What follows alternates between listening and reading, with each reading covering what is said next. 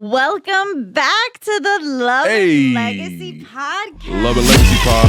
Ah, ha,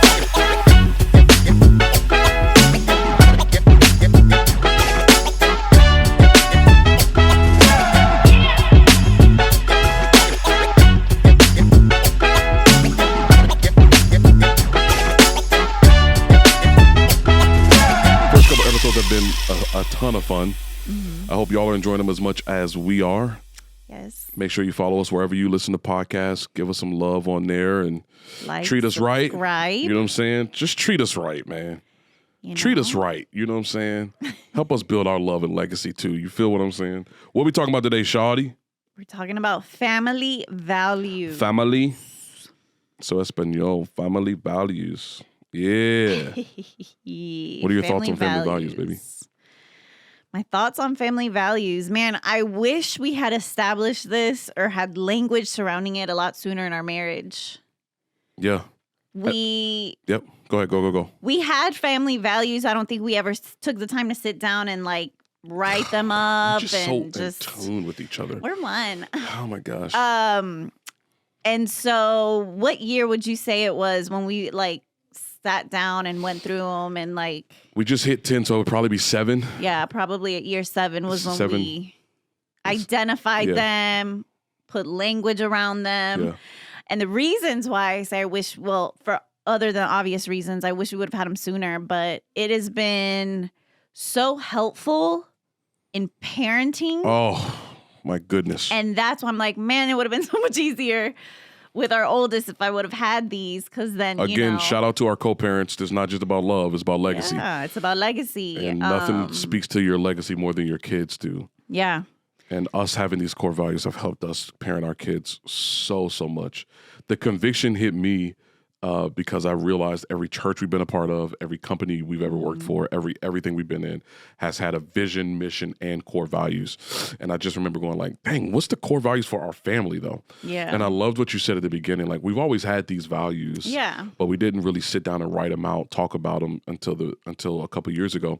And the reason why I think so early into this podcast life we want to talk about this is because we really do both wish we had gotten this sooner.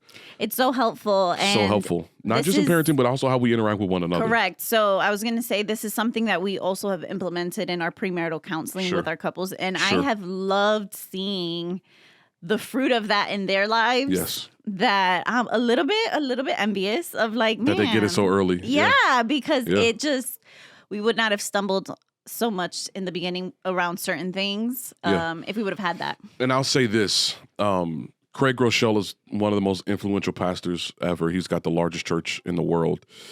Is it the world or America? I think America. Who knows? Craig Rochelle is Craig Rochelle. He has this saying that everybody has culture, whether either by default or design. And I think what core values are is the written and spoken expression of the culture of your family.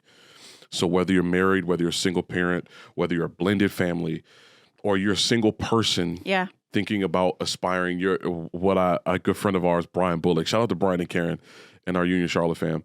Yeah. Brian always says this thing, I'm speaking to husbands and future husbands. Yeah. I'm speaking to wives and future wives.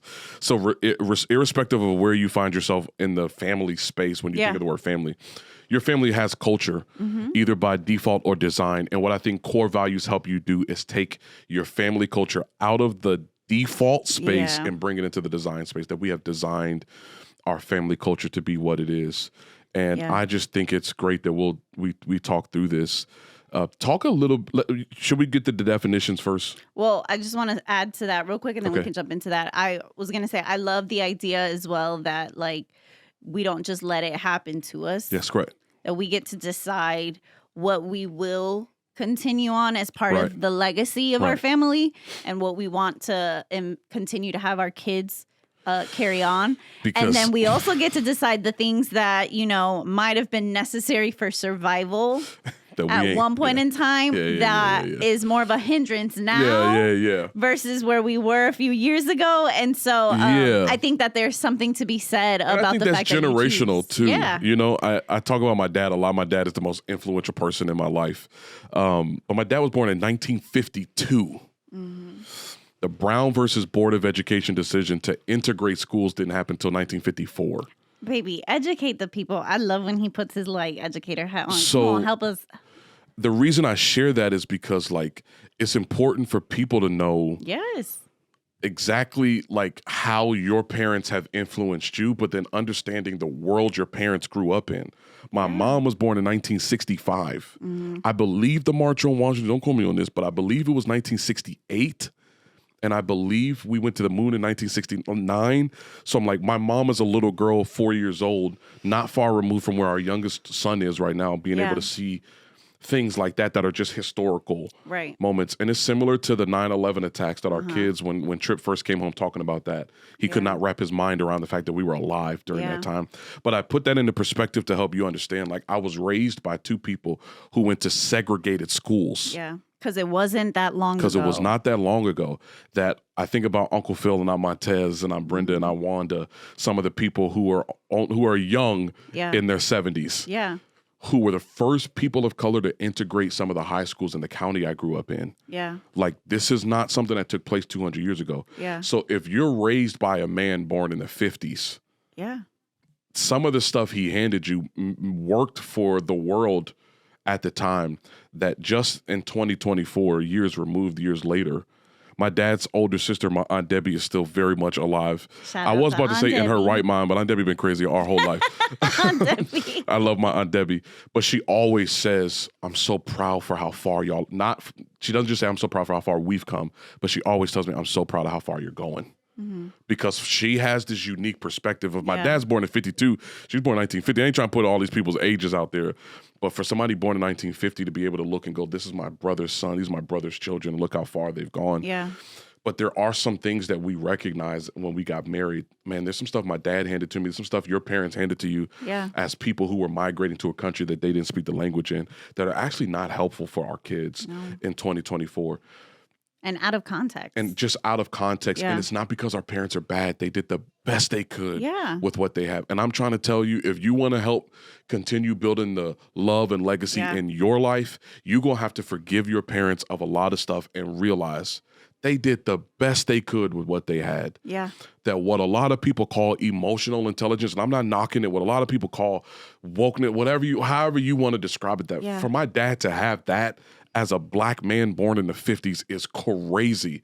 Yeah. Our parents did the absolute best with what they had, and they couldn't give us what they didn't have. And it's our responsibility to add to our toolbox so that we can hand our kids better tools than we were handed. And these core values for our family really are part of that for us. So I want to read these. We've got 5 core values or pillars for the Wilson family culture. And it's been helpful. One of the ways we were both raised is you can get a whooping for anything. Anything. You can get a whooping for anything. And I'm not against that. Yeah. I'm not opposed to that. I'm grateful for the discipline and structure I was raised under. But there's some things that my 6-year-old son does because he's 6 and not because he's trying to be. He's not conniving. Against, conspiring. It isn't that. Now, sometimes when that rebellion be popping, I'm like, we're going to deal with that spirit. But there's some stuff he does because he's 6, and that's what 6-year-olds do. I have this picture saved on my phone from our Ring camera that I have I have it so I can see the back door entrance.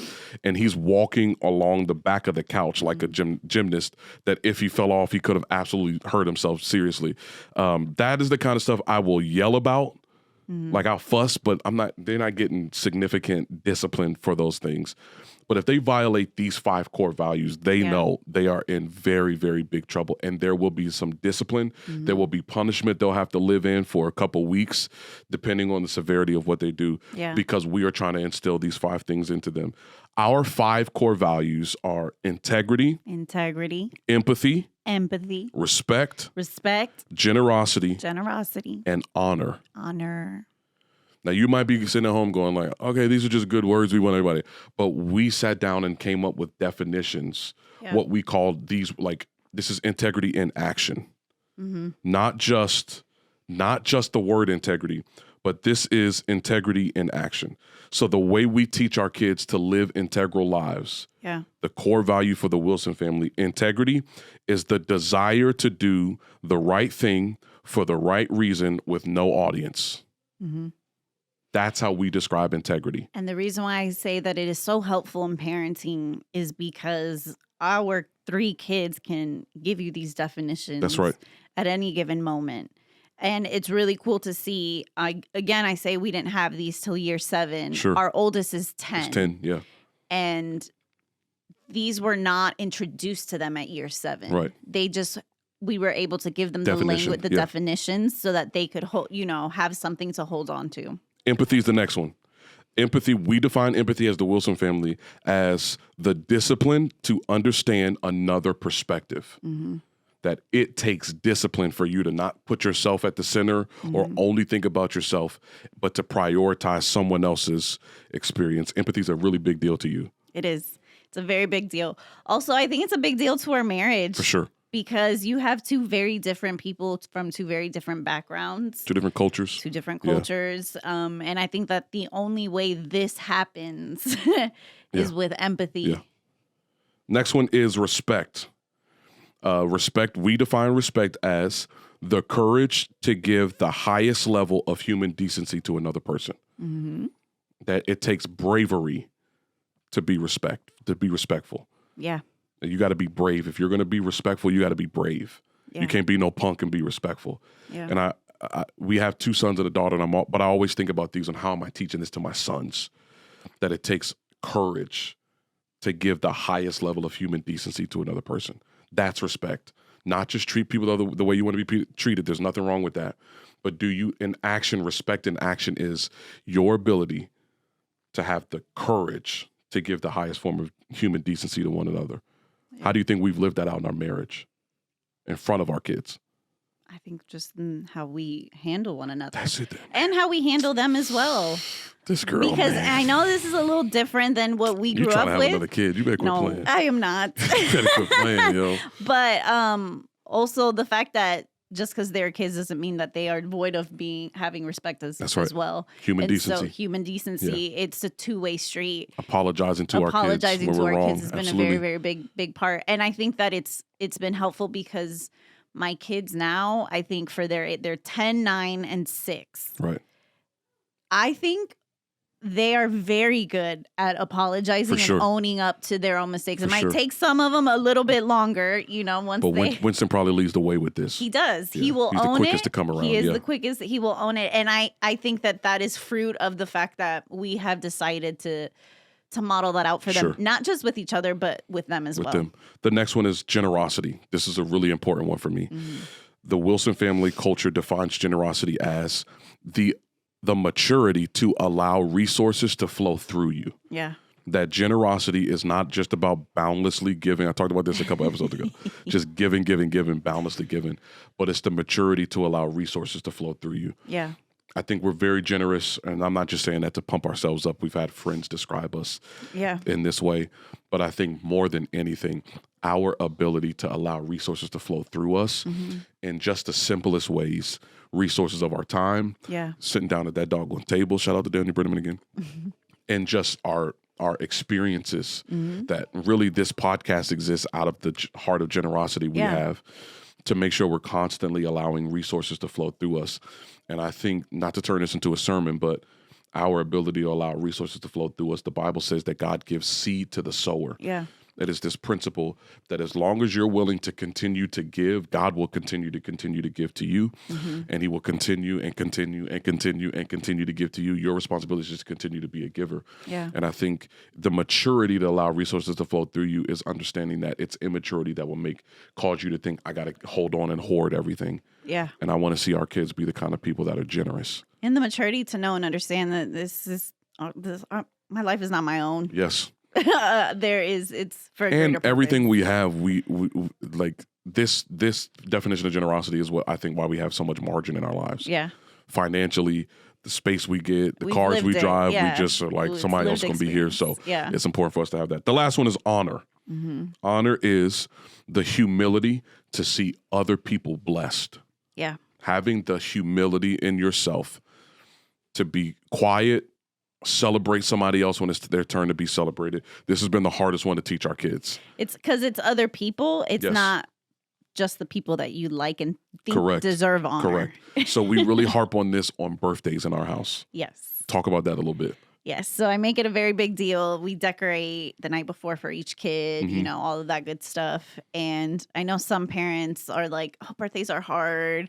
I try to give another kid a gift. And I'm like, no, I harp on the fact that like everyone has a birthday. Yeah. Your day will come. Yes. Today is about this person and this person only. And we are not buying you a gift. We're not buying you a gift. We're not doing what you want to do. We're not eating what you want to eat because it is their day and they get to make those decisions. And because we love them, we are going to honor them by celebrating them and not making this about us. Very good. This is our daughter just had a birthday. Yes. And so literally right before I pulled the boys to the side and was like, I just want to remind y'all. Not your day. It's not your day. Your day will come. Your day will come like it always does. But right now it's Maya's day. Yeah. And we are going to walk into this bowling alley because it's what she wanted to do. Oh my God. Happy. And we're going to celebrate her. And even though she don't want to bowl, she here for the arcade. And she didn't tell us that though until we made the plans and all the things. And then she's like, oh, I'm just here for the arcade. I don't want to bowl. Bless her heart. But even then, so for example, the boys were upset. Oh yeah. They were tight because they wanted to bowl. They want to bowl. And I was like, hey, it's not about you. Yep. If you want to go bowling on your birthday, then we'll come and we'll go bowling. Yeah. But it's about her. I really love that you do that. And that's why I went to the birthday example, because it's probably the most practical way. We use that as a teaching opportunity for our kids to realize this is not your day. I don't want them to be the kind of people who have jobs and somebody else is getting a promotion and they're pouting or trying to make it about them. I don't know about y'all. I can't stand people who make somebody else's moment about them. Yep. When it's time to celebrate, let people celebrate and have their day. Your day will come. Birthdays come every year. Unless you're born on a leap year, they come every other year. So I don't really have an answer for you on if you're born on February 29th. But I think in life in general, we're trying to prepare them, even at 10, 9, and 6. We're trying to prepare them for like, hey, some days you'll only get if you put the work in. Yeah. Your birthday come around every year. Promotion does not come around every year. Yeah. Promotion comes from your hard work. Don't come from the north, the south, the east, or the west. God is who sends it. Yeah. And God will always honor your hard work. God will always honor your commitment. He'll always honor whatever it is that you're putting your hand to. But you got to put your hand to something. You got to actually get up and do something. And I try to use the language that we're practicing honor. Yeah. Practice honor. Like, hey, we're going to practice honor. The humility today. to see somebody else blessed. Yeah, we're going to, and that's what I had to tell the boys today. Hey, we're going to practice honor. Remember, we're practicing honor. Practicing honor. Today's about Maya. Yeah. So my hope for y'all would be that you would hear these 5 core values and pillars, and that you would decide, hey, our family needs to get out of the default mode and we need to get into the design mode, and to make sure that we've got some core values. Maybe it's 5, maybe you go 10 commandments on us. Yeah. You know, maybe you need 12 laws for whatever your family wants to do. And you can do as many or as few, as you want. But our thing is, we always say this as Christians, as believers, we want our kids to choose Christ. Yeah, for themselves. But they're not going to choose whether or not they're going to be respectful, empathetic. They're not going to choose whether or not they're going to be humble people. They're not going to choose whether or not they're going to be integral people. And they're not going to choose whether or not they're going to be generous. Yeah. That's something I'm putting in them. Yeah. I want them to choose Christ for themselves, because when they come to points in their life, that's going to be the decision they need to have made. Yeah. But these other 5, there's no law against generosity. There's no law against humility. And I think that's the beauty of what we're doing. Our encouragement to you, married couple, single person, co-parenting, blended family, no matter what, man. Whatever it looks like. Sit down, get creative. I want to create an art piece. I talked to Vanilla about this, and I just remembered this. I'm going to yell at him when we get out of here. Shout out to the Browns. I'm going to yell at him because he was supposed to design me a art piece with a big old cursive W and then these 5 pillars for us to hang up over our fireplace. So I'm gonna yell at him when we get off of here. But I would encourage you not just to write it out, but then to find a creative way to put this on display in your house, so that, like I said, raising our kids, like she's been saying, raising our kids and leading yourself. Yes. You'll be able to go back to these definitions and these words and go, no, this is an honor moment. I want to have the humility to see somebody else blessed. You. Yeah. We hope that you choose love. We hope you choose legacy.